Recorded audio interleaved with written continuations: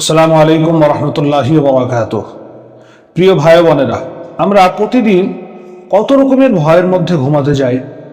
চুরি হোক, ডাকাতি, দুর্ঘটনা, অজানা বিপদ, আর সেই সঙ্গে শয়তানের কুমন্ত্রণায় ঘরের দরজা লাগাই, তালা দিই, কিন্তু এখন প্রশ্ন হলো যে আল্লাহর হেফাজত ছাড়া কি কেউ নিরাপদ থাকতে পারে?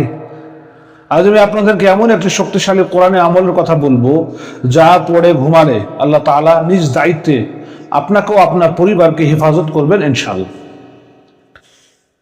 ভাই বোনেরা, মানুষ যত শক্তিশালী হোক না কেন, ঘুমের সময় সে সবচেয়ে দুর্বল। ঘুমন্ত মানুষ নিজেকে রক্ষা করতে পারে না।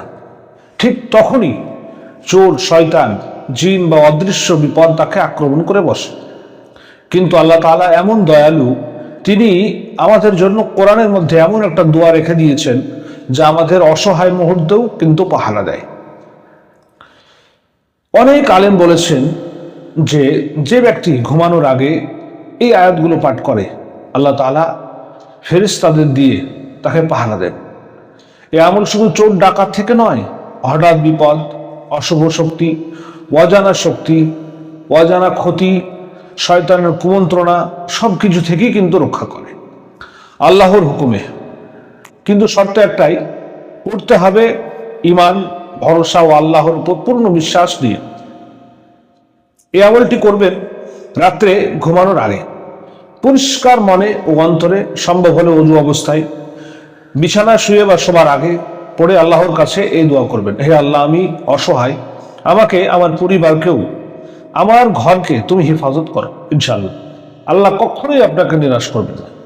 তো প্রিয় দর্শক, আজকের এই আমলটি শুধু শুনে রাখবেন তা কিন্তু নয়, আজ থেকেই নিজের জীবনে চালু করুন, কারণ আল্লাহর কালাম কখনো ব্যর্থ হয় না। তাই বন্ধুরা, ভিডিওটি যদি ভালো লেগে থাকে তাহলে অবশ্যই লাইক করবেন, পরিবার ও প্রিয়জনের সাথে অবশ্যই শেয়ার করবেন, যাতে তারাও আল্লাহর হেফাজতে থাকতে পারে। তো চলুন, সে আয়াতটি হচ্ছে কোরআন থেকে সূরা বাকারার শেষ 2 আয়াত। সেটা হচ্ছে: আমানা রাসূলু বিমা উনজিলা ইলাইহি মির রাব্বিহি ওয়াল মুমিনুন কুল্লুন আমানা বিল্লাহি ওয়া মালাইকাতিহি ওয়া কুতুবিহি ওয়া রুসুলিহি লা নুফাররিকু বাইনা আহাদিম মির রুসুলিহি থেকে শুরু করে আনতা মাওলানা ফানসুরনা আলাল কওমিল কাফিরিন। সূরা বাকারা 285 বা 86 নম্বর আয়াত। এই আয়াতটি যদি আপনি পড়ে রাত্রে ঘুমান, তাহলে আল্লাহ তাবারক ওয়া তাআলা সমস্ত রকম বালা মুসিবত থেকে আপনাকে হেফাজত করবেন।